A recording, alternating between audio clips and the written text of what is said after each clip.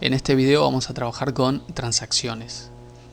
Podemos definir una transacción como un conjunto de instrucciones que deben ejecutarse de forma atómica. Esto quiere decir que se van a ejecutar todas las consultas correctamente o bien no se va a ejecutar ninguna de ellas. Una transacción entonces tiene mecanismos, tiene comandos para poder indicar que el conjunto de consultas deben convalidarse, llamado commit, o si ocurre un error, toda la transacción debe ser revertida, esto es llamado rollback. Cuando entonces revertimos una transacción, todos los datos vuelven al estado previo a la ejecución de la transacción. Vamos a ver un ejemplo. Vamos a ver qué pasa con una transacción cuando todas las consultas se ejecutan correctamente y qué pasa cuando no hay una transacción. En este caso vamos a querer hacer modificaciones en tres tablas, tabla A, B y C. Primero comenzamos haciendo un insert, un update y un delete en un ambiente sin transacciones. Entonces al ejecutar el insert, esta consulta se va a ejecutar independiente de las otras, entonces si es correcta, automáticamente ya se registra el cambio en la tabla A. Lo mismo ocurre con la tabla B y su modificación, y lo mismo ocurre con el delete de la tabla C. Como resultado final vamos a tener cambios en la tabla A y B que fueron registrados y el registro de la tabla C que fue eliminado. Con una transacción esto va a ocurrir, el resultado final va a ser el mismo, sin embargo el proceso sería iniciar la transacción, ejecutar el insert en la tabla A pero todavía no registrar los datos, hacer el update en la tabla B pero todavía no modificar los datos, eliminar el registro de la tabla C y todavía no registrar los datos, y luego con la confirmación de la transacción se modifican todas las tablas y por eso decimos que el resultado es el mismo en este caso con una transacción que sin la transacción. Pero diferente es el caso cuando tenemos algún error en el conjunto de consultas. Sin transacciones, entonces, volvemos a insertar un registro en la tabla A, esto ya se modificó. Hacemos una modificación en la tabla B, esto también se registra. Y luego intentamos hacer un delete en la tabla C y esta consulta genera un error. En este caso, entonces, los cambios de la tabla A y B ya se registraron y el registro de la tabla C no fue eliminado porque hubo un error. En cambio, si utilizamos un sistema transaccional, entonces comenzamos con la transacción, intentamos insertar un registro en la tabla A, luego la modificación del registro de la tabla B y por último intentamos hacer el delete en la tabla C y esto genera un error. Como generó un error, entonces haremos un rollback de la transacción, vamos a revertir los datos, los cambios. Entonces los cambios de la tabla A y B no se van a registrar y el registro de la tabla C no se va a eliminar. En este caso vamos a tener diferencia con el resultado final de las tablas cuando utilizamos una transacción que cuando no utilizamos una transacción. En el caso de la transacción entonces los datos van a quedar como estaban antes de ejecutar la transacción. En cambio sin la transacción los valores van a quedar a medias, generando una inconsistencia en la base de datos. Un ejemplo donde necesitamos un proceso que se ejecute de forma atómica, de forma transaccional, es una transferencia en una entidad bancaria. Vamos a suponer que en la tabla cuentas el saldo de las cuentas no puede ser nunca negativo y que tiene un check para evitar esto. Quiere decir que en cualquier momento que el saldo fuese negativo, el check va a invalidar la modificación.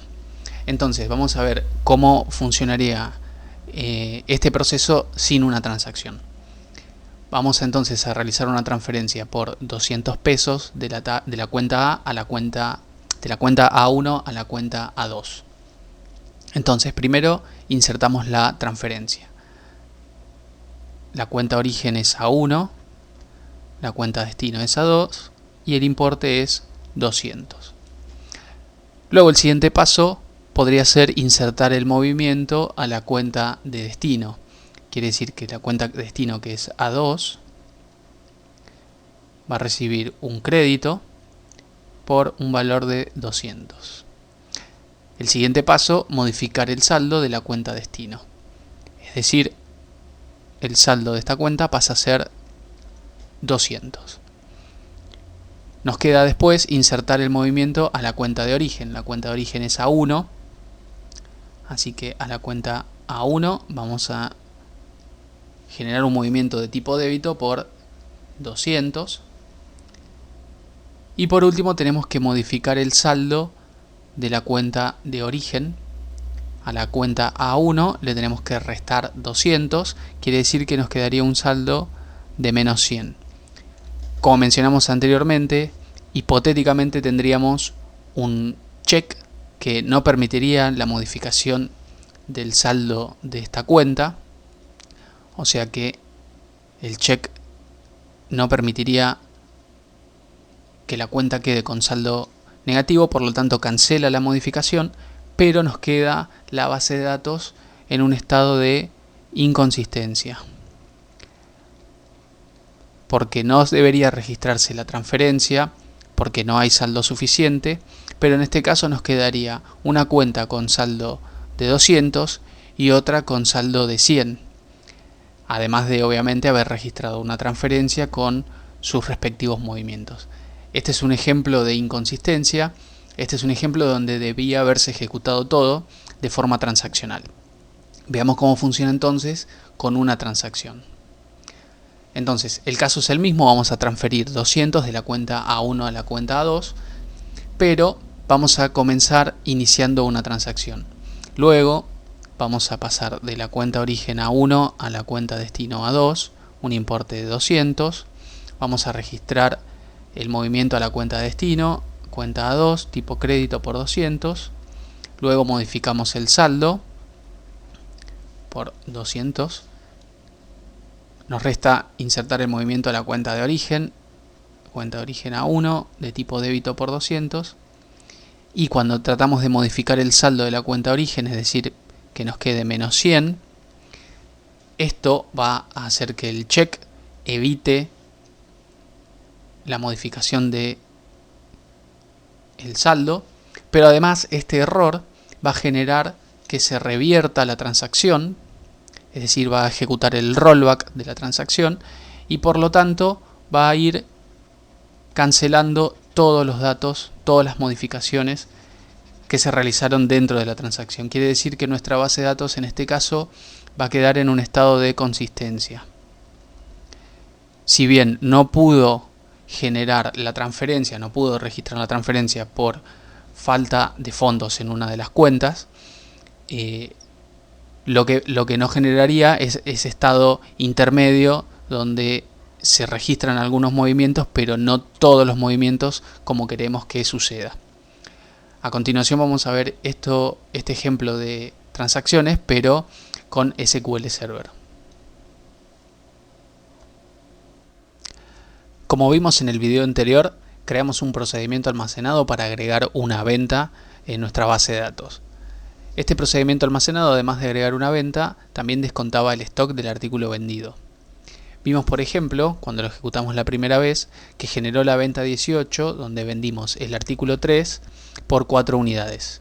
Automáticamente, el procedimiento almacenado, además de agregar el registro de venta, descontó el stock de dicho artículo. Luego ejecutamos nuevamente ese procedimiento almacenado vendiendo el mismo artículo, pero esta vez en una cantidad de 10 unidades.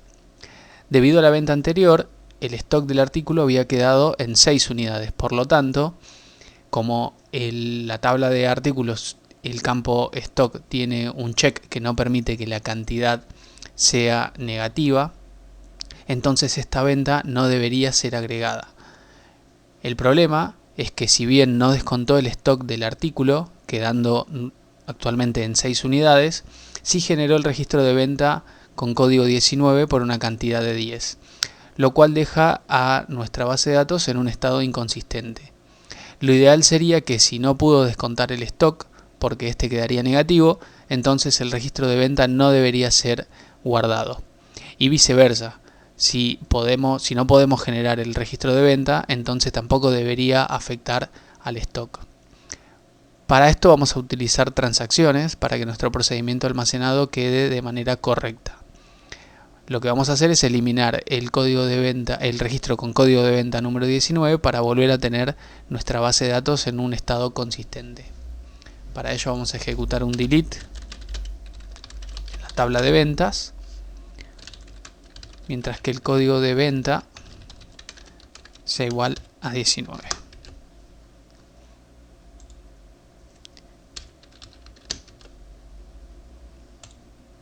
Y ahora sí podemos comenzar a trabajar con transacciones. Veamos en un ejemplo más simple cómo funcionan las transacciones. Una transacción va a ejecutar un conjunto de consultas SQL de forma atómica. Esto quiere decir que va a ejecutar todas las consultas SQL de forma correcta o bien no ejecutará ninguna de ellas, retrotrayendo los datos a como estaban antes de ejecutar la transacción. En el ejemplo que dimos anteriormente, cuando generábamos la venta, debíamos generar la venta correctamente y también descontar el stock. Si esto no ocurría, entonces no debería hacer nada y debería quedar el stock y el registro de ventas tal cual estaban antes de ejecutar el procedimiento almacenado. Veamos qué ocurre si escribimos la siguiente consulta SQL. Vamos a escribir update artículos set stock es igual a stock menos 2. En principio parece que no estamos ejecutando una transacción y también parece que estamos ejecutando una sola consulta SQL, pero en realidad estamos ejecutando 13 consultas de update. Esto se debe a que al no establecerle un where a este update, lo va a hacer para cada uno de los registros. Y lo que va a hacer es descontar el stock en 2 unidades. Por lo tanto, el artículo con ID 1 quedará con stock 15, el artículo con ID 12 quedará con stock 0, pero el artículo con ID 13, al tener un stock de 1, quedaría con un stock negativo, ejecutando entonces el check e invalidando ese update. Como esta consulta se va a ejecutar como una transacción, entonces ninguno de los registros va a verse afectado. Quiere decir que todos van a quedar tal cual estaban antes de realizar el update. Para corroborarlo vamos a ejecutar este update. Esto deberá mostrar un mensaje de error de que no se puede modificar el stock de este artículo. Y luego cuando hagamos un select asterisco from artículos, todos los artículos van a tener el stock que tenían antes de ejecutar esta consulta. Quiere decir que a ninguno se le va a modificar el stock debido a que uno de ellos generará un error en la consulta. Vamos a ejecutar y podemos ver que esto genera un error por el check que tiene el stock. Y luego vamos a ejecutar el listado de artículos y podemos ver que a ningún artículo se le descontó el stock. Esto se debe a que esta consulta implícitamente está ejecutando una transacción. Entonces todas las consultas de update que se generan de esta consulta deben funcionar correctamente para que los datos se registren. Si hay algún error en esas consultas, entonces debe retrotraer todo a como estaba antes de ejecutarla. En el ejemplo anterior creamos una transacción de forma implícita y vimos su funcionamiento. Ahora vamos a ver cómo crear una transacción de forma explícita. Esto quiere decir, vamos a crear un conjunto de consultas SQL y vamos a indicar que dichas consultas van a trabajar de forma transaccional. El resultado debería ser algo similar al que vimos en la consulta anterior. Esto quiere decir, se deberían ejecutar todas las consultas correctamente o bien no ejecutarse ninguna.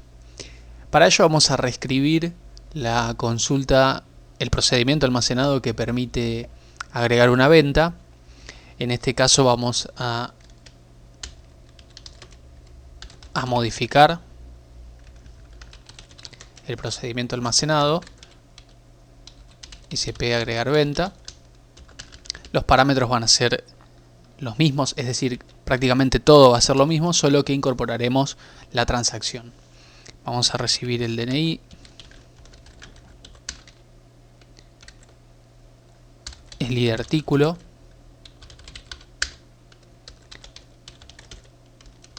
la cantidad. Dentro vamos a escribir un try y un catch.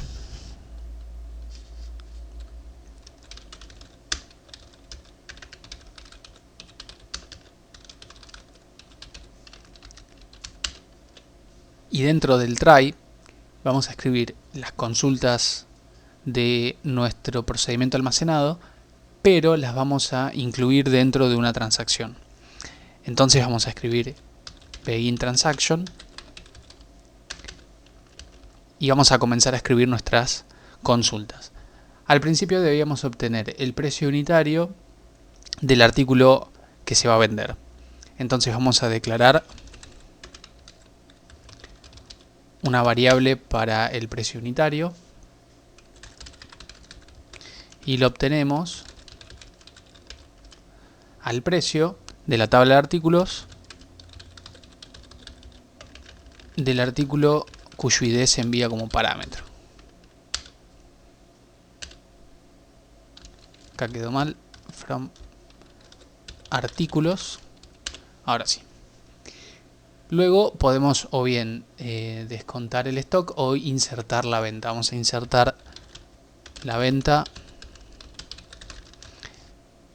en la tabla de ventas. Necesitamos el DNI, el ID de artículo, la cantidad, la fecha y el importe. Los valores será la variable que contiene el DNI, que es un parámetro, el ID de artículo, que también es un parámetro, la cantidad también es un parámetro, la fecha, utilizaremos la fecha del sistema con getDate, y el importe va a ser el precio unitario por la cantidad. Luego debemos descontar el stock. Vamos a hacer un update de artículos y vamos a modificar el stock actual restándole la cantidad vendida, siempre y cuando el artículo sea el que tenga una ID que le pasamos como parámetro.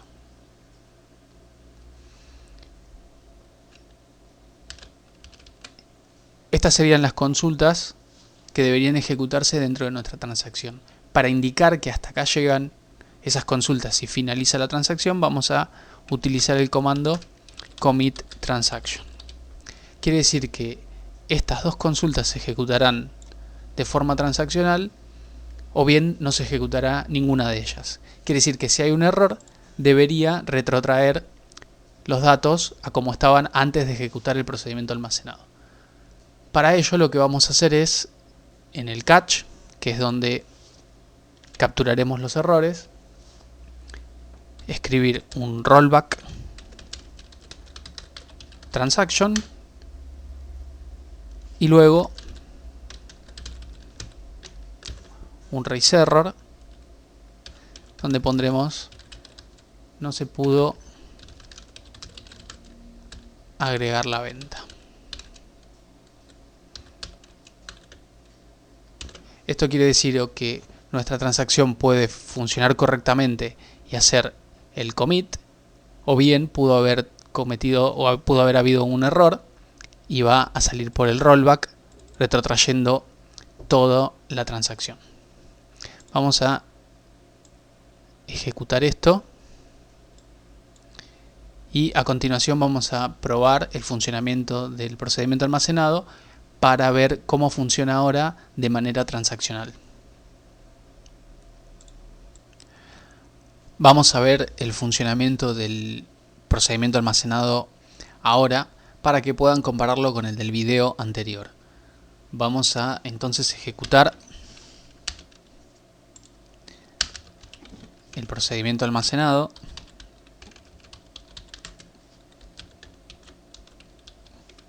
Agregar venta. Necesita un DNI.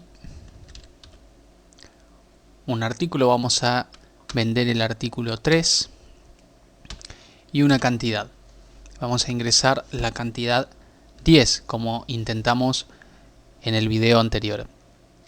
Lo que había pasado anteriormente es que generaba nuestro registro de venta por una cantidad 10 para el artículo 3, pero claro, no podía modificar el stock de este artículo, por lo tanto esto quedaba en un estado inconsistente. Lo que debería pasar aquí es que como no puede modificar el stock porque quedaría negativo, entonces no generaría el registro de venta. Vamos a ver cuáles son las ventas que tenemos.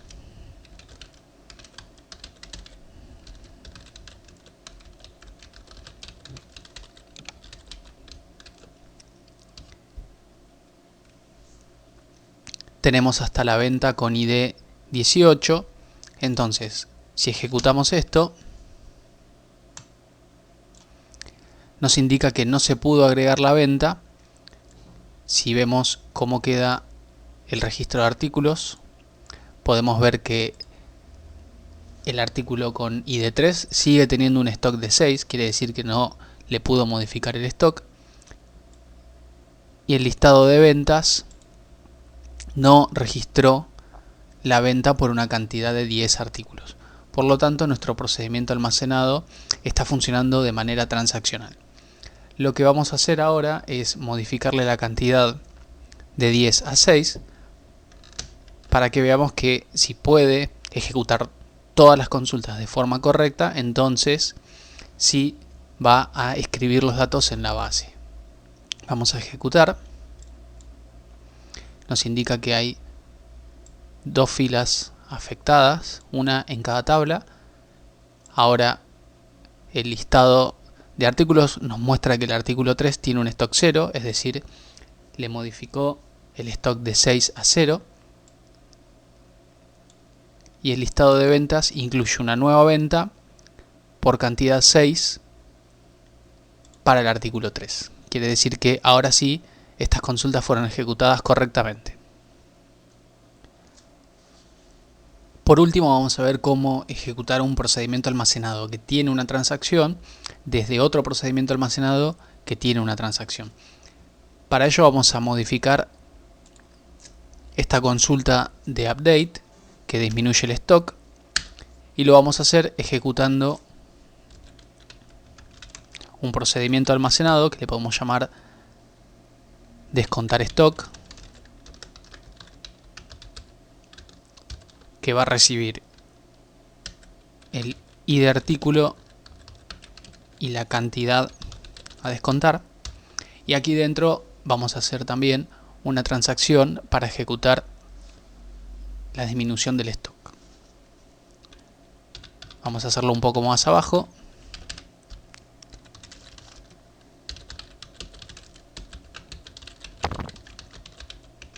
Descontar stock va a recibir entonces nuestro ID de artículo y la cantidad.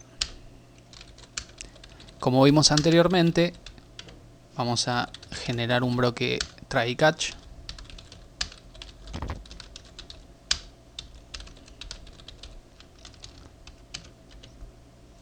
vamos a escribir un begin transaction y esto finalizaría o bien por un commit transaction si sale todo correctamente, o por un rollback transaction si hay algún error. Además, si hay algún error, vamos a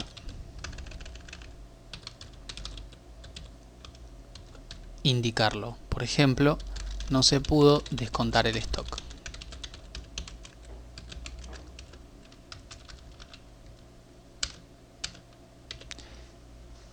Aquí adentro lo que haremos será un update de artículos y vamos a hacer que el stock disminuya la cantidad que le pasemos como parámetro del artículo cuyo ID sea igual al que le pasamos como parámetro. Esto entonces, a partir de un ID y una cantidad, va a descontar el stock de dicho producto. Vamos a ejecutar esta consulta para crear este procedimiento almacenado. Y también vamos a tener que hacer modificaciones en la consulta que agrega la venta, en el procedimiento almacenado que agrega la venta, para que funcione correctamente luego de estos cambios. Como dentro de descontar stock también tenemos un begin transaction, lo que vamos a tener que agregar es lo siguiente. Vamos a poner un if y vamos a preguntar si la función truncount es mayor a 0, y en ese caso, y solo en ese caso, vamos a hacer el rollback transaction. Lo que sucede es que por cada begin transaction que hacemos, nuestro contador de transacciones se incrementa en 1, y por cada commit transaction que hacemos, nuestro contador de transacciones se disminuye en 1. Salvo el rollback. Cuando ejecutamos un rollback transaction, el contador de transacciones pasa a ser 0. Por lo tanto, si nosotros tenemos un begin transaction aquí adentro y un begin transaction aquí adentro, si ocurre un error y se ejecuta un rollback, entonces no deberíamos ejecutar nuevamente este rollback. Por lo tanto, con este if nos aseguramos de ejecutar un rollback solo una vez. Vamos a modificar este procedimiento almacenado. Vamos a ejecutar. Acá hay un error de sintaxis. Ya lo solucionamos. Ahora sí, vamos a modificar el procedimiento almacenado y vamos a probarlo con algún ejemplo.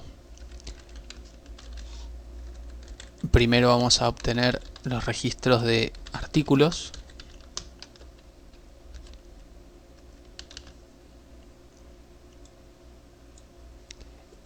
Y vamos a intentar vender para el artículo 13 una cantidad de 2 unidades. Como tiene un stock de 1, entonces no debería poder registrar la venta. Vamos a ver